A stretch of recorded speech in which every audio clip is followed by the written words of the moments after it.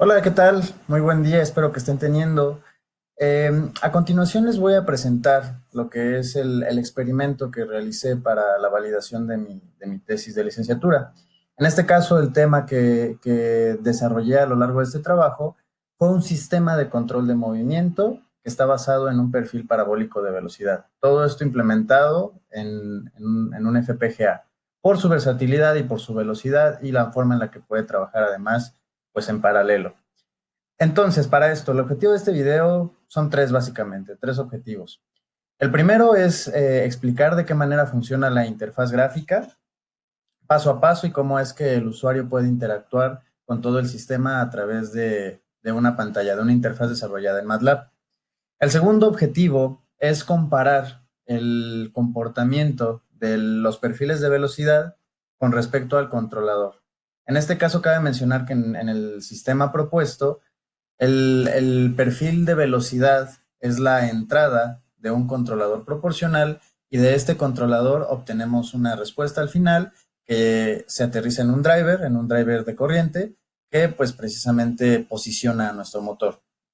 Ahora bien, ¿qué pasaría si quitamos de en medio los perfiles de velocidad y simplemente le pedimos al controlador que trace una trayectoria dada por el usuario sin tener un perfil de velocidad por medio? Ese sería el segundo objetivo, tener esta comparativa. Finalmente, el tercer objetivo es comparar el consumo de energía, hablando de corriente y voltaje, en ambos perfiles. Los dos perfiles que vamos a poner a prueba en este experimento son el perfil parabólico y el perfil trapezoidal. De acuerdo a la teoría, esperamos observar un menor consumo de energía por parte del perfil parabólico con respecto al perfil trapezoidal, y esto es debido a que la curva de desaceleración y aceleración es muchísimo más suave que en el caso del perfil trapezoidal. Entonces, bueno, vamos a ponernos a darle al experimento. La interfaz gráfica con la que interactúa mayormente el usuario que está estudiando los perfiles de velocidad se interpreta de izquierda a derecha y sucede de la siguiente manera.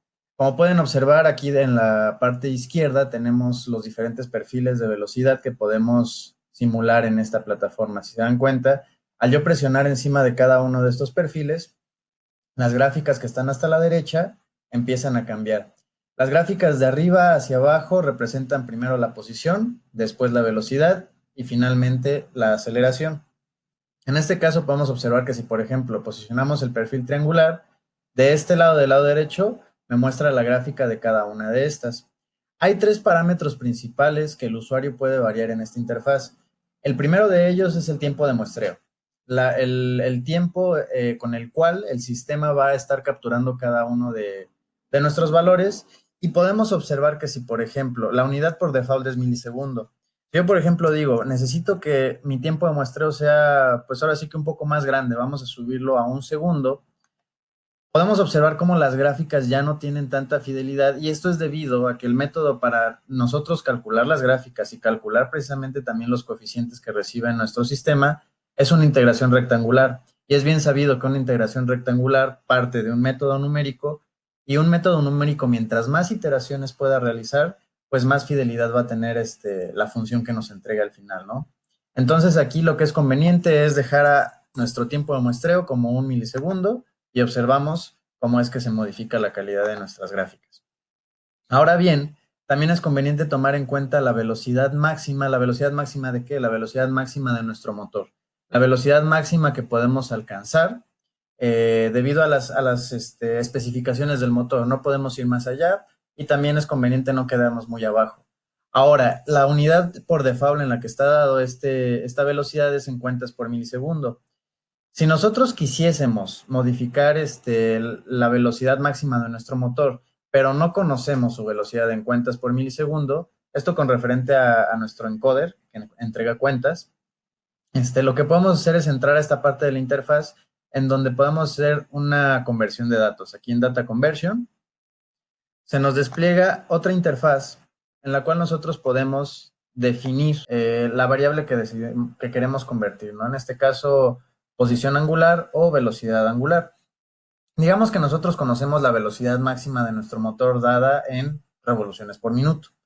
Entonces vamos a ir a la parte en la que queremos convertir vueltas, ¿no? En el caso de la posición van a ser número de vueltas y en el caso de la velocidad van a ser vueltas por minuto, revoluciones por minuto.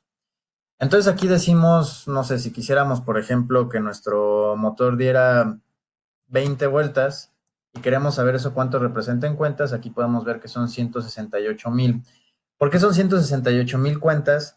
Partimos de la base de que nuestro motor, el encoder que tiene integrado nuestro motor, tiene una capacidad de 8,400 cuentas por cada revolución. Entonces, partiendo de este dato del encoder, es que nosotros hacemos esta conversión para estas cuentas. Esto solo funciona para este encoder en específico con este número de cuentas por vuelta. Ahora bien, digamos que la velocidad máxima de nuestro motor es 80 revoluciones por minuto. Entonces ahí podemos observar que nuestra velocidad máxima sería de 11,2 cuentas por milisegundo. En este caso esto es cierto. Nuestro motor puede alcanzar como máximo las 80 revoluciones por minuto. Sin embargo, hemos decidido dejarlo en las 10 cuentas por milisegundo, que equivale más o menos como a 72, un poquito menos, 72 revoluciones por minuto, y vamos a dejarlo de esa manera para tampoco llevar al motor al límite. Ya teniendo nuestra conversión bien clara, regresamos aquí a la interfaz y pues bueno, ya tenemos el dato de la velocidad y finalmente también queremos saber cuál es esa posición angular a la que queremos llegar. Hablábamos de que 8,400 cuentas representan una vuelta en nuestro motor. Bueno, para el caso de estos experimentos vamos a realizarlo con 10 vueltas para tener pues un muestreo significativo. 10 vueltas representan 84,000 cuentas de nuestro encoder. Es conveniente observar cómo la diferencia principal entre el perfil parabólico y el perfil trapezoidal no radica ni siquiera en el tiempo que nos tardará alcanzar la posición final, porque aquí podemos ver cómo cambio entre el perfil trapezoidal y me dice que lo que voy a tardar son 12,600 milisegundos. Esto quiere decir 12,6 segundos y también quiere decir que tendré 12,600 muestras de pequeñas posiciones angulares. Si yo cambio al perfil parabólico, me doy cuenta que el tiempo es el mismo. Entonces aquí es en donde entra en juego el consumo precisamente de potencia que genera cada uno de los perfiles y que veremos más adelante. Entonces, regresemos a esto. Selecciono yo el perfil trapezoidal y me indica que me va a tardar 12,6 segundos en llegar. Lo que sigue es seleccionar los coeficientes que se enviarán a mi FPGA para que ésta pueda llevar este método numérico del que hablábamos, la integración rectangular, y nos entregue las posiciones, el vector de posiciones que necesitamos que nuestro controlador siga para que simule precisamente esta curva de posición que tenemos aquí en nuestra interfaz. Finalmente, lo que resta es conectar con nuestro sistema, con el FPGA como tal, y enviar los datos, ¿no? A través de una comunicación RC232 que está conectada al puerto COM4 y en donde establecemos un baud rate de 115,200, debido a que el otro estándar, que es 9,600, no alcanza a transmitir los datos a la velocidad necesaria para que nosotros podamos recibir por cada milisegundo esa posición angular que necesitamos. Entonces lo vamos a dejar en 115,200 y nos vamos a conectar con el sistema. Al conectarnos nos habilita la opción de enviar el dato, enviar estos dos coeficientes que ya generamos. Los enviamos y para que nuestro sistema comience a responder ante estos coeficientes es necesario darle un inicio a través de un switch que está integrado en el FPGA. Ahora bien, vamos a minimizar esta interfaz y vamos a ver lo que ocurre en el osciloscopio. Ya teniendo listo el osciloscopio, lo que resta es simplemente darle Start al botón de la interfaz y darle Record al osciloscopio para que nos grabe todo este trazado del voltaje y de la corriente que va a consumir nuestra trayectoria. Recordemos que es el perfil trapezoidal, 10 vueltas.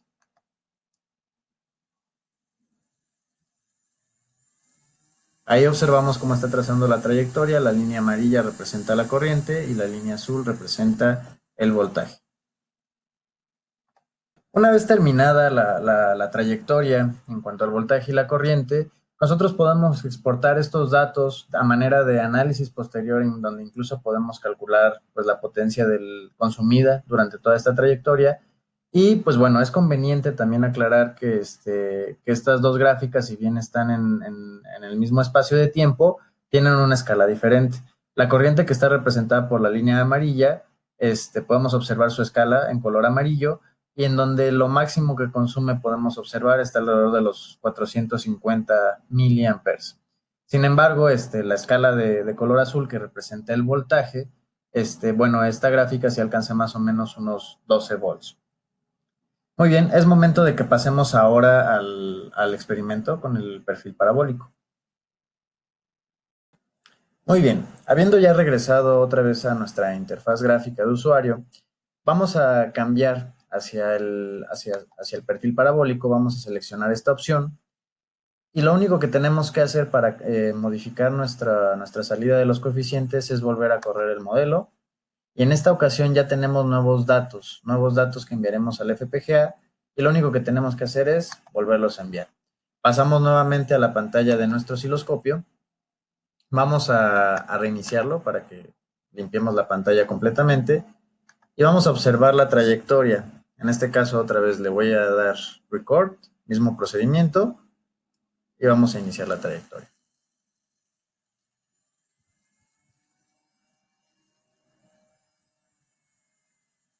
Vamos a observar cómo es que el voltaje es el que mejor traza y tiene más similitud con la trayectoria en sí de la posición angular, mientras que la corriente, bueno, intenta seguir más o menos la forma, pero no es exactamente la misma.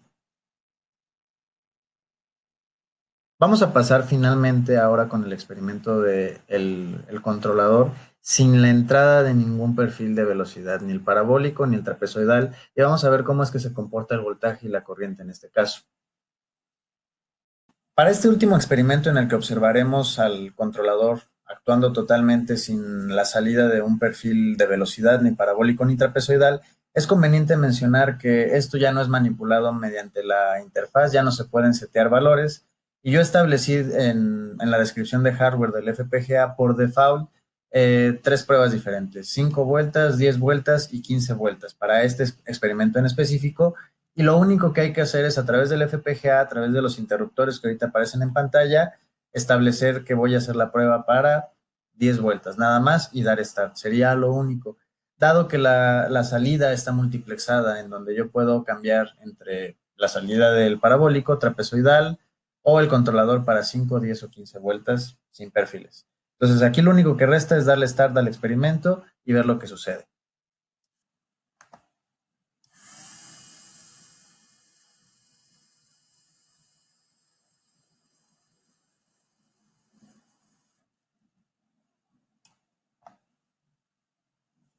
Listo, bueno, ahí terminamos de grabar el experimento. Podemos observar varias diferencias con respecto a los perfiles.